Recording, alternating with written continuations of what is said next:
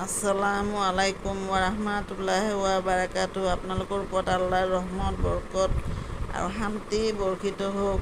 আউযু বিল্লাহি মিনাশ শাইতানিৰ ৰাজিম। বিসমিল্লাহিৰ ৰাহমানিৰ ৰাহিম। খেদা খোৱা শয়তানৰ প্ৰচলনিৰ পৰা আল্লাহ তুমি আমাক ৰক্ষা কৰা। পৰম কৰুণাময় পৰম দয়ালু আল্লাহ তাআলাৰ নামত আৰম্ভ কৰোঁ। আজি সূৰা আল ৱাকিয়া অৰ্থ নিশ্চিত ঘটনা।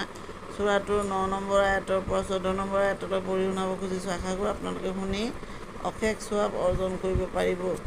আৰু এটা হ'ল তেওঁলোকৰ দল কিমান যে দুৰ্ভগীয়া এই বাওঁফালৰ দলটো। আৰু এটা হ'ল বাওঁফালৰ দল কিমান যে দুৰ্ভগীয়া এই বাওঁফালৰ দলটো। আৰু এটা হ'ল অগ্ৰগামী দল, তেওঁলোকতো অগ্ৰগামীয়ে, তেওঁলোকে আল্লাহৰ ওচৰীয়া। তেওঁলোক সুখ সম্পদৰে ভৰা জান্নাতত বসবাস কৰিব। তেওঁলোকৰ বেছিভাগ হ'ব আগৰ চামৰ লোকসকলৰ ভিতৰৰ, আৰু পিছৰ চামৰো কিছু সংখ্যক থাকিব। সমাপ্ত।